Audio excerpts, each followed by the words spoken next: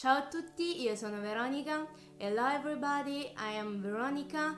If you don't understand Italian, there is English subtitles here for the computer and here for the smartphone.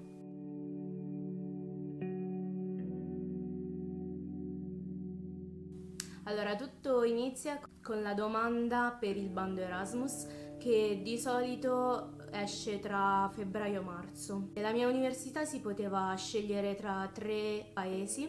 Io avevo scelto il Regno Unito nell'università di Salford, la Turchia ad Istanbul e infine appunto la Slovenia nell'università di Primorska a Koper. Io ho fatto queste scelte più che altro perché si parlava inglese. Io comunque studio anche tedesco.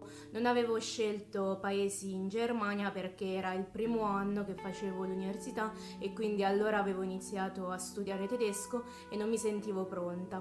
Però ora come ora avrei scelto anche l'università in Germania perché alla fine la lingua te la impari se vai nel posto dove si parla, quindi non fatevi problemi per la lingua assolutamente. Dopo tutto ciò si fa il colloquio in lingua per vedere a che livello si è. Io appunto non avevo il livello adatto per questa università, ma non c'è problema perché poi prima di partire comunque a chi è stato scelto fanno fare un corso per raggiungere il livello richiesto dall'università ospitante, quindi per la lingua veramente non c'è nessun problema. E quindi poi sono uscite le graduatorie e alla prima graduatoria io non avevo vinto la borsa di studio. Dovete sapere che si sceglie in base agli esami che si è fatto in università e al voto. Essendo il primo anno avevo fatto solo 2 esami e quindi anche se avevo voti alti comunque non era abbastanza. Un bel giorno mi arriva una mail dove mi dice che sono stata presa perché a quanto pare qualcuno ha rinunciato ed essendo una meta poco ambita, diciamo, subentravo io nella graduatoria. Un altro mio consiglio è non scegliete mete come il Regno Unito, appunto, o per esempio Londra e Parigi dove tutti vogliono andare e c'è molta competitività. Quindi dopo che si è vinto la borsa di studio, si è accettato l'Erasmus, bisogna fare tutte quelle belle carte della burocrazia che ragazzi non fatevi demoralizzare perché alla fine dopo che avete finito arriva veramente la parte migliore. Un'altra cosa, bisogna scegliere bene gli esami, bisogna vedere il programma nell'università ospitante e il programma nella nostra università italiana, scegliere gli esami che hanno un programma simile o comunque uguale e chiedere ai professori italiani se vi approvano di fare questi esami in Erasmus. Se sono gentili ve lo approveranno, come fortunatamente è successo a me. Quindi appunto poi prima di partire si fa questo corso di 1 mese dove si raggiunge il livello richiesto. Ovviamente bisogna vedere su internet una casa dove alloggiare in Erasmus. Per questo vi consiglio di andare su qualche gruppo Facebook, le associazioni ESN, Erasmus Student Network, dove ci saranno sicuramente i volontari che vi aiuteranno consigliandovi i siti dove poter vedere le case. Comunque ci sono anche i dormitori per studenti legati all'università, appunto. Però noi non l'abbiamo scelto perché costava di più e aveva meno servizi. Io e l'altra ragazza, perché sono partita con un'altra ragazza della mia stessa facoltà, abbiamo visto prima delle case su internet e poi abbiamo scelto di andare qualche giorno prima e vederle di persona e poi scegliere tra queste.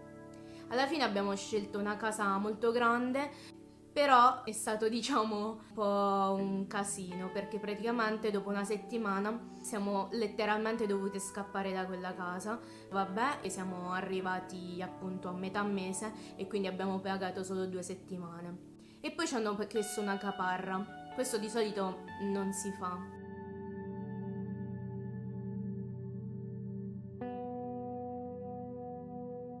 E quindi noi abbiamo pagato e praticamente come in ogni casa di studenti c'erano delle regole. C'era questo coinquilino che non le rispettava per niente perché fumava non solo sigarette, portava a casa chi voleva, la ragazza la faceva fare la doccia, le faceva usare tutte le stanze della casa, anche se non si poteva. E comunque secondo noi c'era un accordo con le proprietarie per fregare dei soldi, appunto, attraverso questa caparra. E una ragazza che in quei giorni che stavamo lì ci ha detto che lei se ne stava andando appunto perché questo ragazzo gli aveva detto che se ne doveva andare il prima possibile da questa casa, non poteva più vivere là dentro dopo che aveva pagato. Va bene, alla fine abbiamo scelto in quei giorni un'altra casa, bellissima, piccolina, ma con un terrazzo molto carino, il proprietario è gentile. Quindi prima di andare in una casa, se ci sono dei coinquilini, chiedete a loro come si sono trovati col proprietario e come si sono trovati con i coinquilini che già vivevano in quella casa. Comunque il primo periodo, le prime 2 settimane barra un mese sono molto difficili, questo lo dovete sapere, e quindi diciamo che è uguale per tutti. Dopo questo periodo finalmente si è iniziata la vera vita da Erasmus. Abbiamo fatto un sacco di orientamenti in università con i professori che ci hanno spiegato come funziona il sito dell'università, come prenotarsi agli esami, come saranno le lezioni, perché praticamente nella nostra università le lezioni erano in sloveno e fortunatamente io, facendo mediazione linguistica, le mie lezioni erano tutte in inglese, anzi un esame è stato anche in italiano perché era letteratura italiana, e invece bisogna parlare con i professori in caso per accordare delle lezioni in inglese. E appunto i professori sono stati molto gentili con me, anche le lezioni mi sono piaciute un sacco rispetto a quelle italiane. Ovviamente il primo giorno ci hanno fatto fare un tour del paese ed è stato molto bello, e una festa di benvenuto dove abbiamo conosciuto tutti gli altri ragazzi Erasmus. La cosa più bella è che conosci molte persone da tutti i paesi europei e non, perché noi avevamo anche una ragazza cinese e una ragazza australiana. È stato veramente bello. Poi un'altra cosa che mi è piaciuta molto sono le serate internazionali dove ogni paese doveva fare una presentazione e cucinare i propri piatti tradizionali, e noi ovviamente abbiamo fatto la lasagna e il tiramisù e sono stati tutti contenti di mangiare italiano quella sera. Un'altra cosa stupenda sono i viaggi. Eravamo in Slovenia, che praticamente sta quasi al centro dell'Europa, dove tutto è raggiungibile in poche ore, e ogni fine settimana andavamo in macchina da qualche parte. Se volete vedere tutti i miei viaggi che ho fatto in Erasmus, c'è la playlist qui. E quindi niente, ho conosciuto delle persone fantastiche veramente, ci parlo ancora adesso e cerchiamo di vederci il più spesso possibile. Senza alcun dubbio vi consiglio di fare l'Erasmus. Se non sapete ancora se partire o no, non dovete neanche pensarci, andate, perché anche se ne sarà molto difficile all'inizio, fatelo, perché ne varrà veramente la pena e sarà sicuramente un'esperienza indimenticabile, ragazzi. Niente, questa era la mia esperienza Erasmus, spero il video vi sia piaciuto. In caso iscrivetevi al canale e mettete un mi piace a questo video. Cosa molto importante, scrivetemi nei commenti se avete fatto l'Erasmus e raccontatemi la vostra esperienza, o se andrete in Erasmus, se avete qualche domanda sul video o sulla mia esperienza. Alla prossima, ciao!